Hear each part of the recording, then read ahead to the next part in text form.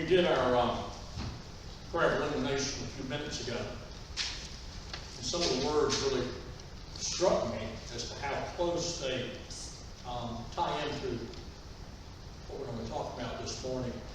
Listen as I share the first part of that prayer of illumination. Loving God, who speaks to us through your scriptures and in the collective wisdom of your people throughout the ages, help us to hear anew what you would speak to us this day. In our Lucan text this morning, Jesus is doing what any good rabbi would do on the Sabbath. He's in the synagogue teaching. And for a rabbi, teaching in a synagogue, that's about as normal as eating breakfast. But on this particular occasion, Jesus kind of paints himself into a very tight corner when he throws down a visible challenge for the people to move away from their traditional Jewish boxes. And to the horror of the priests and Pharisees that had gathered, what Jesus was doing was blasphemous. Listen as Jesus works within the boundaries of ancient Jewish tradition, but he shows that he's not changing. This is from Luke chapter 13. Jesus was teaching in one of the synagogues on the Sabbath. A woman was there who'd been disabled by a spirit for 18 years. She was bent over and couldn't stand up straight. And when he saw her, Jesus called her to him and said, "Woman, you're set free from your sickness." He placed his hands on her, and she straightened up at once and praised God. The synagogue leader, incensed that Jesus had healed on the Sabbath, responded, "There are 6 days during which work is permitted. Come and be healed on those days, not on the Sabbath day." And the Lord replied, "Hypocrite! Don't each of you on the Sabbath untie your ox or donkey from its stall and lead it out to get a drink? Then isn't it necessary that this woman, a daughter of Abraham, bound by Satan for 18 long years, be set free from her bondage on the Sabbath?" And when he said these things, all of his opponents were put to shame. But all those in the crowd rejoiced at the extraordinary things Jesus was doing. This is the word of God for us, God's people. Thanks be to God. In a 1989 interview in U.S. News and World Report, Christian theologian and scholar of Christian history, Gerald Pelican, said, listen closely, "Tradition is the living faith of the dead. Traditionalism is the dead faith of the living." I'm going to say that again. Tradition is the living faith of the dead. Traditionalism is the dead faith of the living. And then he added, "Tradition lives in conversation with the past while remembering where we are and when we are. And that it is we who have to decide." That indicates how we learn from the past, but also it teaches us how the past can be interpreted and enacted differently by every different generation. I think, Becky, you can correct me if I'm wrong, but I think October the 19th is the day we're going to have homecoming. October 19th, is that right? Yes, sir. All right, that's the day. Circle that on your calendar. Did I just announce something I wasn't supposed to? Now, if we have homecoming on October 19th, how many of you think there'll be fried chicken there? Everybody. Everybody. It's just part of the tradition, right? Got that right. You said potato salad, banana pudding would be there. Part of the tradition, right? I have been to, I cannot tell you how many homecomings. And I can count how many times I've not eaten fried chicken. It's always on the table. It's part of the tradition. But if I discover that I'm suffering from heart disease, or if I know that fried chicken could endanger my risk of inflammation or damage my health, and I gouge myself on it anyway, then it's just become traditionalism. Wasn't healthy, wasn't good for me. This text from Luke, so Jesus. He's pushing the envelope. He's stretching the boundaries, challenging good people to become better people. That's what we United Methodists would call making disciples of Jesus Christ for the transformation of the world. A woman who has been crippled for 18 years approaches Jesus as he teaches in the synagogue. And as the woman approaches, Jesus concedes the floor. And you can hear the whispers starting. No one said, "Hey, here comes Agnes. Wonder what she's going to talk about today." No, it's a woman. And they say, "Here comes that crippled lady. Here comes the crippled lady. No name, just a crippled lady." Now, for 18 years, this crippled lady has been bent over at the waist, and she has seen nothing but dirt floors and the tops of people's feet. That's her life. She's not known by a name, she's known by an affliction. And Jesus, as he always does, offers compassion, he offers mercy, as he allows the woman to speak, and what has become traditionalism in the temple starts to crumble. He allows a person, a woman, to take priority over protocol. Jesus breaks tradition that has stood the test of time for hundreds and hundreds of years, knowing he's going to be criticized for it. Tradition is the living faith of the dead. Traditionalism is the dead faith of the living. The theological tradition of the past has become a theological roadblock in the present. For anyone that was looking for a new relationship with God in this newfound age, but blocked from it by a conventional means, conventional wisdom. And when we hold so tightly to the traditions of the past that we refute change at the expense of the present and future, then we risk causing great harm. And what did John Wesley say? First, do no harm. Anyone remember the blue laws in North Carolina? I see some yeses. In North Carolina, there was a restriction on businesses opening on Sundays, as Sundays were set aside for what purpose? A day of rest. We all remember that. No restaurants, no department stores, no shopping for jewelry or hardware or clothing sales.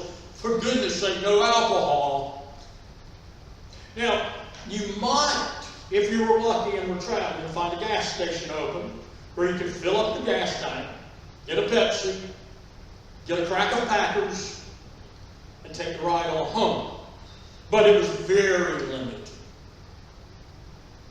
Now, over time, local municipalities whittled away at what businesses could be open and which ones could not.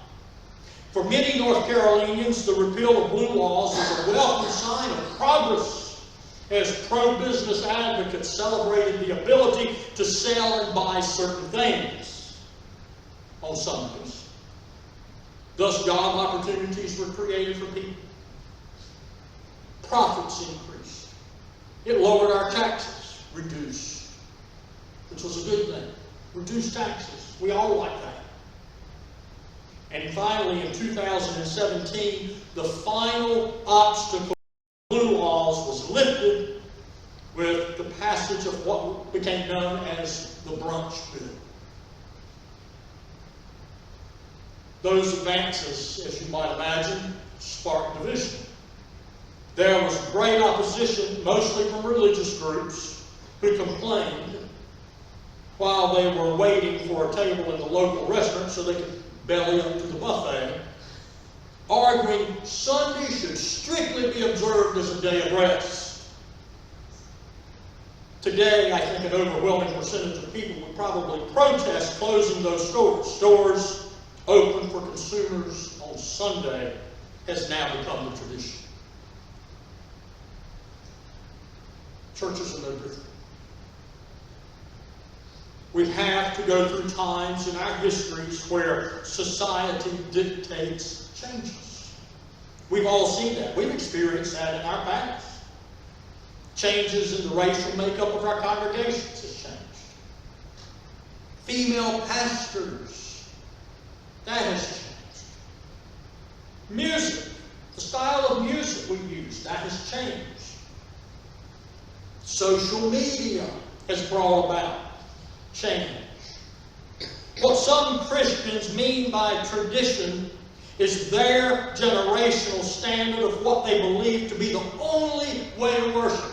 I remember when you could not leave church unless you sang all 9 stanzas of Just As I Am. Anybody else remember those?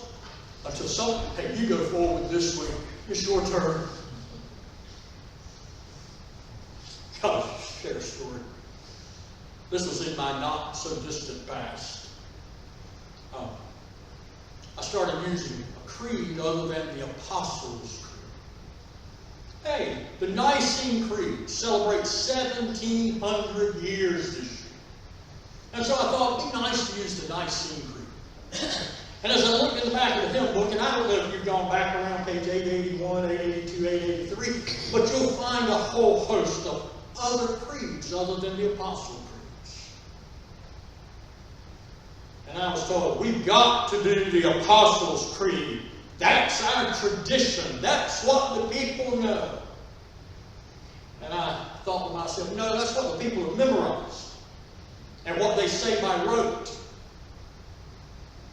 Maybe if they say something different, they'll actually pay attention to the words. Those were the kinds of attitudes Jesus faced in the synagogue when the crippled lady approached him. The point being this. Nothing wrong with tradition. I am not criticizing that. Not every new idea is perfect, and not every old practice is antiquated. We need to honor the past, but we do it by building on it, bringing purity and authenticity into the why we do the things we do in a time where the world as we see it has evolved. The priest and the rabbis lost sight of that. They were placing religious protocols and their theological 613 laws written centuries before above people. Their traditions had become their traditionalism. And in matters of faith, we can't do that. We must not do that. So Jesus called down those 613 laws to 2. But that's a sermon for another Sunday. The synagogue leaders were angry. They shouted at Jesus, "Hey, there's 6 days to do work that's permitted. Come and be healed on those days, but don't you heal anyone on our Sabbath." And as you might imagine, that did not sit well with Jesus. Nor did it slow him down. And he shot back. "Every week, you scoundrels, you untie your cow or your donkey and you lead them out of the barn and out into the pasture for water. You think nothing of it. So why isn't it all right for me to untie this suffering woman and lead her from the stall where Satan has had her bound for 18 years and let her find new life?"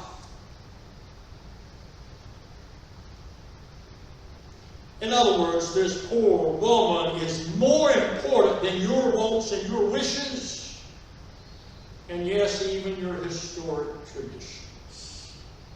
Yeah, I healed her on the Sabbath. You know what? If somebody comes back again next Sabbath, I'll heal them too. Jesus disrupted the traditions of the Jews not only by welcoming a woman into the chancel, but by working on the Sabbath when he healed her. It was a lesson in doing what is right. Jesus' sudden popularity was not impressive to the religious and political leaders. Why? Because their religious traditions were being destroyed. And it remains the attitude by many people today. When churches and her people start placing their own wants, wishes, and desires, even the historic ones, over people, causing a person's faith to be broken, may God have mercy on us, because we are wrong, especially if we are restricting someone from the opportunity to be healed physically, to be healed mentally, and to be healed spiritually by Jesus. Now, in our pews, we cheer the woman for having that kind of faith to rush forward. We cheer the people for approving of it. Jesus' opponents stood up against him, and we boo them. But that's seeing this story with 20/20 hindsight. The question for today becomes, would our reactions have been any different than that of the Pharisees? How would we react today? What religious fences have been constructed that need to be torn down? And are we willing to change if it will allow those that are lost or those that are doubting their growth into a new relationship with our Lord to be happy? Jesus was right. When someone is suffering, healing is more important than the letter of the law. And churches and Christians are at our best when we're about the business of transforming lives. That's who we are. Perhaps we should adjust our targets and aim for kindness, aim for healing in this very complex, broken world where everybody needs grace, everybody needs mercy, everybody deserves to be loved. Perhaps grace and mercy and love can replace judgment and retribution and hatred.